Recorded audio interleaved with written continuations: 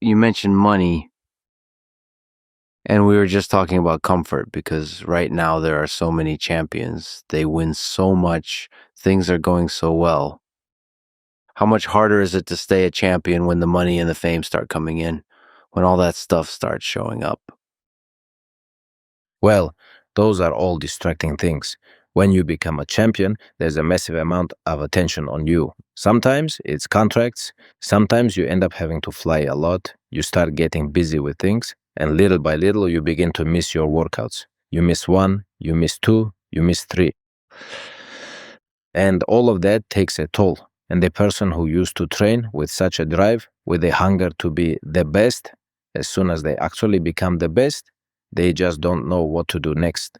And they live their whole life just to become, stay on the top. Mm-hmm. As soon as they get there, what are they supposed to do? That's it. They already made it, they've reached their goal, and there are just so many distracting factors: money, flights, meetings, contracts, video shoots.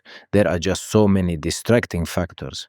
And so, if a person doesn't know how to handle all of this, then that person comes down from the top real fast. And I'm saying this based on my own experience, from what I've seen all around me with the ones who came before me.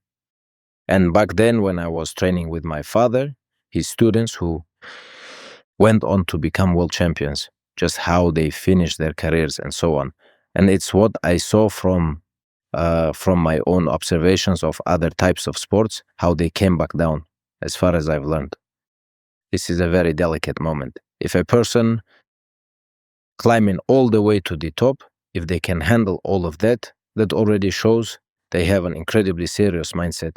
Reaching the championship and staying there, reaching it is one thing, but staying a champion, that's totally different. It's incredibly tough. You're saying that even on a local level, once you become a champion, that's already the tough moment, because a lot of people who start winning, like you said, they stop fighting, they quit doing MMA and switch over to fitness. They find themselves at comfort. But holding on to it is hard, even on a local level. Every single time you become more and more of a champion, you won the Sambo championship, you keep winning more and more, and every time it gets harder. Yes, and it depends on the person's goals. If you want to become an amateur champion just to prove something to yourself, that's one thing. But if you view amateur sports as a springboard to jump right into professional sports and become a champion among professionals, that's a whole different thing. There are different paths. First, you build an amateur career just to get into the pros and go even further from there. Second, after you've made it into the pros, you become a champion. And third, after you become a champion, you have to stay there. Not everyone has what it takes. It is incredibly tough. If you look at the numbers, you can literally count these champions on one hand. How many of them are there? Maybe 15, 20, 30 people? Let's say 50 over the last 30 years. And how many have tried? For example, 50 achieved it over 30 years, over 35 years of MMA combat sports. But how many tried? Hundreds of thousands. And look at that number, such a tiny amount actually reached the end goal. So for you to actually make it into this tiny list, you really have to be like just a truly unique person and a fighter and a student, and a person who can accept guidance from a coach who, when they are being guided, discard the cons and take only the pros. But there are people who take criticism very hard and very negatively and are very sensitive, let's say, when they take criticism from a mentor. So it all has to click. And some accept criticism at the very beginning, but then once they become champions, it's hard for them to take it. It happens differently. A man sometimes doesn't even know what he is capable of. Sometimes he just can't really understand himself until he achieves success or becomes famous, wealthy, and powerful. That is exactly when he discovers his true qualities. When he is limited in something, in money, in power, in everything that success eventually brings him, he doesn't really know how he's going to act in this new role, doesn't know how he'll behave once he becomes big, famous, and a champion. Nobody knows. Some people say and wish, oh, if only I'd made it like that, I would do things this way. I think it's better if people don't throw around such big words, because you never know how you'll carry yourself once you actually get there. You know, it's such a delicate thing, getting up there and still remaining human. When it comes to you, I see that everyone here just loves you. Even early on in your career, millions of people loved you. That is also a tough thing to deal with because maybe you start believing it. Yeah. And you can lose yourself in all of it. So is it all in the mind? I mean, what actually goes on in a champion's head, in yours, when you sat alone thinking about your life? Who am I really? And what do I do to keep being a champion or to become one? Well, first of all, from the very beginning, if you realize that what you're chasing isn't the most important thing in life, then it gets easier for you. And then, you know, there are some people whose, let's say, ultimate goal is to be successful, powerful, and to make it big.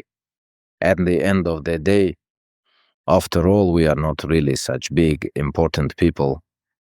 And, like, I believe it's wrong to just crown yourself king because if we put it, to put it bluntly, if we're being honest here, we can't even control the basic need to go to the restroom. Maybe to some people, this will probably seem a bit crude, but we all go to the restroom, excuse my language. If we can't control even this, so what can we actually control in this life? Look how many people we know, how many great people have left this earth. It doesn't really matter how big, strong, or famous you are, how wealthy you are, champion or no champion. Either way, they put us all in the exact same grave, 2 meters down or like a meter or a meter and a half. Different confessions, different religions, they bury people in different ways.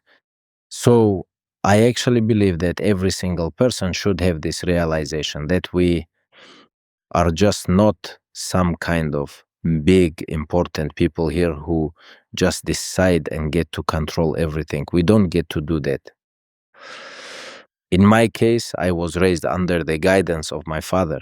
My father was a coach, and my goal was always to prove to my father that out of everyone, even though he trains many other people, he trains everyone. I mean, I'm also here. I can show him he doesn't have to look very far. I'm right there, and under his guidance, I can become a champion. I looked up to him and followed his example.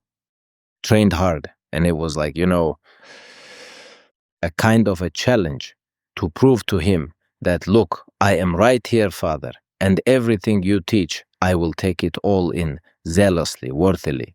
I'll follow your program, do it right, and I will become a champion. And that was exactly the kind of goal I had, to prove it first and foremost to my father, and secondly to the entire world, that I can become the best wrestler or fighter. But I never thought of being crowned king.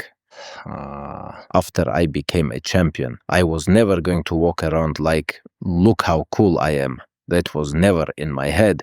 And I'm really glad that the Almighty protected me from all of that, because many people end up in a bad place if they act like that. This is a profound wisdom, not thinking about being crowned. But even if you don't, a fire should burn within you, driving you to become a champion, right? As you said, hundreds of thousands, millions of people want to be a champion, but only one can be. Yeah, but that is actually about you confronting your opponent. You've got to put a barrier inside your mind, where on one side you're a humble person, but on the other side you're different because you have a goal, your goal. Of course, you should still follow a code of honor. You should be a man, a righteous man, and know what you can and cannot do. You should always do that. But in the end, your opponent is the person who wants to stop your dream. So here, the boundaries expand just a little bit. Right here, you're already not playing humble. Right here, you just step out and you want to clear your opponent out of your way, and that's it. Because your goal is to be the best in the world and they are blocking you. Excuse me, but in this situation, there's no way you can act all humble.